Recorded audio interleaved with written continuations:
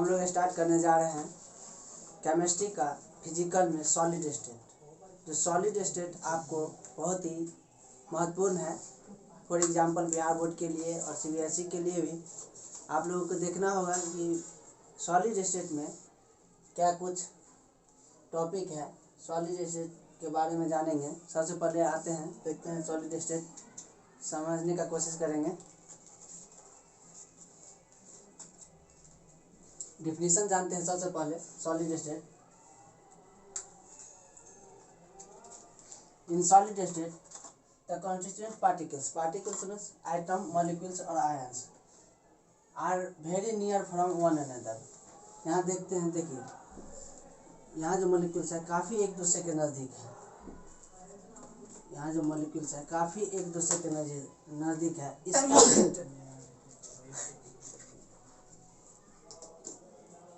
Sir ये हम नहीं समझे।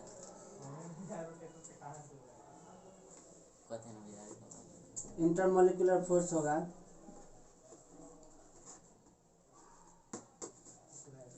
इंटरमोलिकुलर फोर्स हाई होगा। और इसका जो फिर देखिए in liquid is more than intermolecular force of attraction. Liquid state में हम देखते हैं इसका जो लिक्विड स्टेट का है, जो मॉलिक्यूल्स काफ़ी अलग होता है एक दूसरे से, काफ़ी डिस्टेंसिंग रहता है।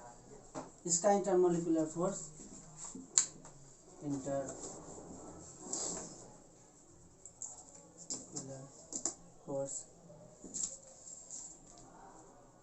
लो होगा in comparison to solid state. फिर देखेंगे गैसियस स्टेट। गैसियस स्टेट में देखते हैं बहुत दूरी पर है, मतलब इसका जो मॉलिक्यूल्स होता है एक दूसरे से काफ़ी दूरी बनाए रहता है। इसको डिफाइन करने के लिए इसका जो इंटरमोलिकुलर फोर्स होगा वेरी लो होगा। इंटरमोलिकुलर फोर्स वेरी लो होगा। और इसका जो अट्रैक्शन होगा, जब मॉलिक्यूल्स एक दूसरे के काफ़ी नज़दीक होते हैं तो इसका अट्रैक्शन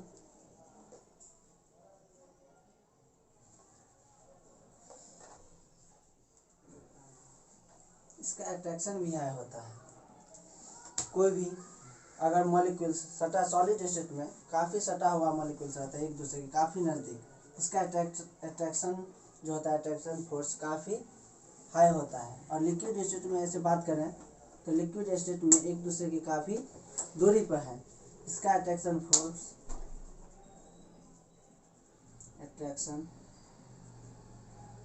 फोर्स लो होगा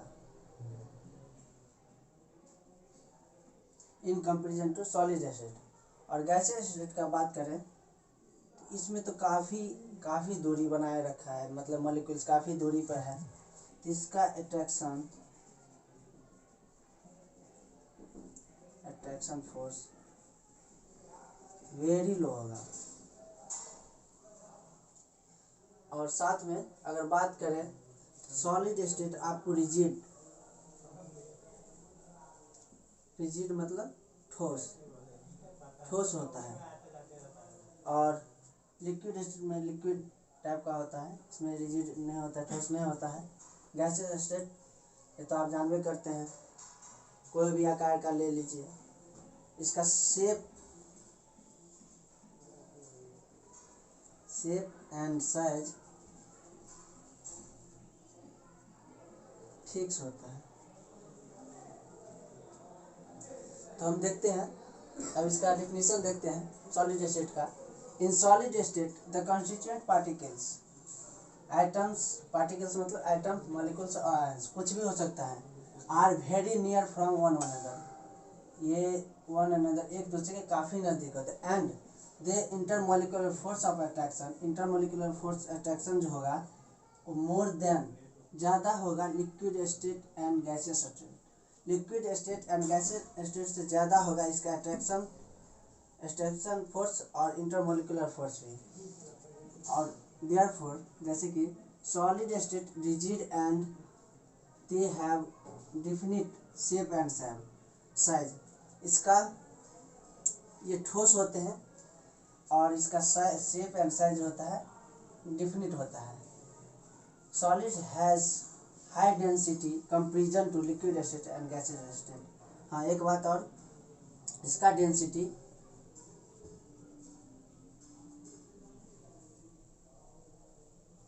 है होता है इन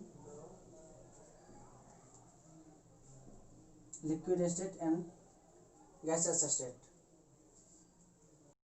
अब हम लोग सॉलिड स्टेट के टाइप के बारे में जानेंगे। सॉलिड स्टेट का टाइप जो होता है कितने प्रकार के होते हैं। सॉलिड स्टेट दो प्रकार के होते हैं, क्रिस्टलाइन सॉलिड और amorphous solids.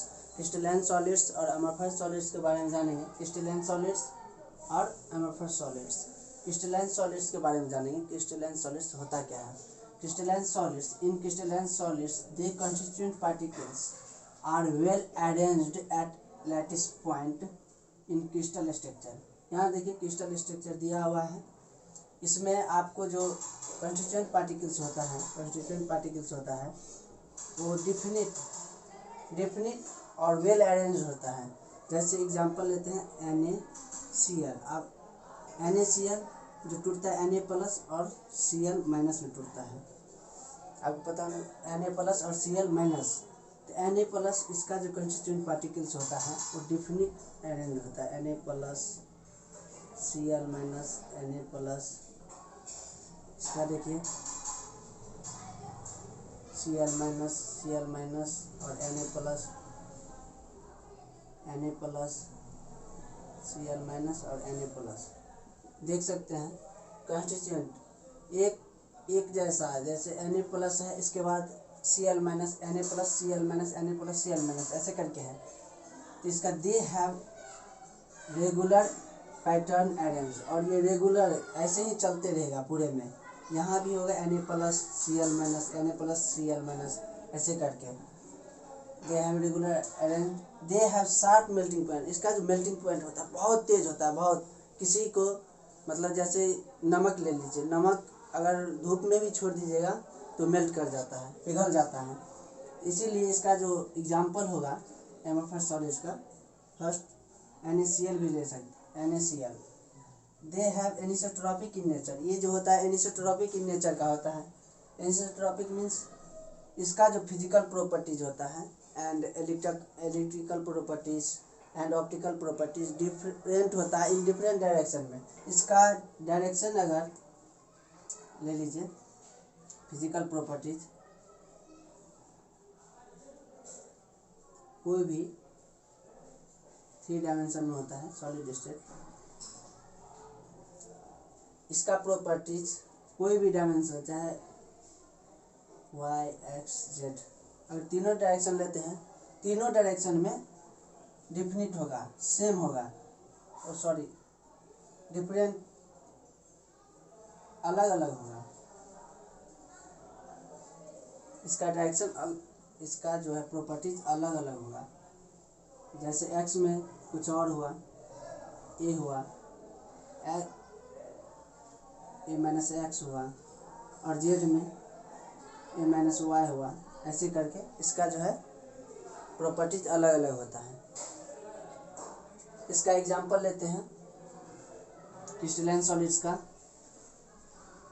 NaCl, CaCl।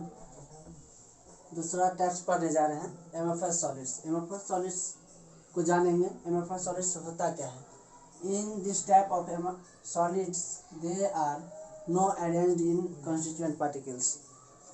Constituent particles इसका अरेंज नहीं होता है। एक्चुअली ये जो अमरफस सॉलिड्स होता है सुपर कोल्ड लिक्विड होता है। सुपर कोल्ड लिक्विड होता है amorphous solid, super cold liquid होता है।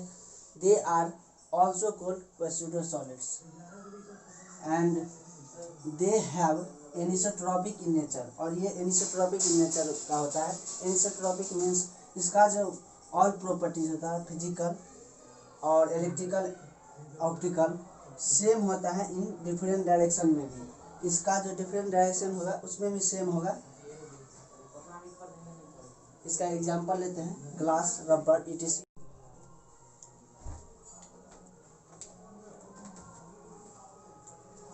अब हम जानेंगे difference between crystalline solids and amorphous solids. Crystalline solid और एमॉर्फस सॉलिड्स का डिफरेंस जानेंगे तो आपको इस टाइप से लिखना है।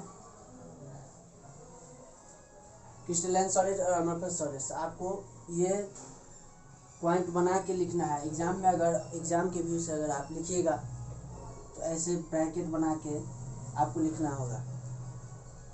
क्रिस्टलाइन सॉलिड्स और एमॉर्फस सॉलिड्स के बारे में जानेंगे, डिफरेंस जानेंगे। कॉन्स्टिट्यूएंट पार्टिकल्स, क्रिस्टलाइन सॉलिड्स का कॉन्स्टिट्यूएंट पार्टिकल्स होता है वेल अरेंज होता है लैटिस पॉइंट पर, और एमॉर्फस सॉलिड्स का होता है एमॉर्फस कॉन्स्टिट्यूएंट पार्टिकल्स होता है जो अरेंज नहीं होता है लैटिस पॉइंट पर, know arrange eight lattice point. It has sharp melting point, इसका जो मेल्टिंग पॉइंट होता है शार्प होता है, और इसका जो मेल्टिंग पॉइंट होता है it has certain range of temperature for melting point. उसका जो दिया गया होगा उसी रेंज पर वो मेल्ट करेगा, जितना दिया होगा उतना पर मेल्ट करेगा। और क्रिस्टलाइन सॉलिड्स का तीसरा देखते हैं, they are anisotropic in nature, और ये एनिसोट्रॉपिक इन नेचर का होता है। और ये जो होता है amorphous solids they have anisotropic in nature, और एनिसोट्रॉपिक इन नेचर का होता है एमॉर्फस सॉलिड्स में एनिसोट्रॉपिक इन नेचर का होता है। और चौथा देखते हैं, they have clean cut cleavage properties, इसका जो प्रॉपर्टीज है साफ पूरे अच्छी तरीके से पता चलता है कि आपको ये हम क्रिस्टलाइन सॉलिड्स का प्रॉपर्टीज है। और ये they have not clean cut cleavage properties, और इसका प्रॉपर्टीज आपको नहीं पता चलता रहता है। Classification of crystalline solids. Crystalline solids are classified as, crystalline solids चार प्रकार के होते हैं, ionic solids, covalent solids, metallic solids और मॉलिक्यूलर सॉलिड्स। थोड़ा जानते हैं आयनिक सॉलिड्स के बारे में। इसका जो आयनिक सॉलिड्स जो होता है अपने पास लैटिस पॉइंट पर आयन रखता है, और कोवैलेंट सॉलिड्स मॉलिक्यूल्स रखता है, और इसमें मेटालिक जो होता है कॉन्स्टिट्यूएंट पार्टिकल्स पर मेटल्स रखता है, और मॉलिक्यूल्स जो है अपना मॉलिक्यूल्स रखता है।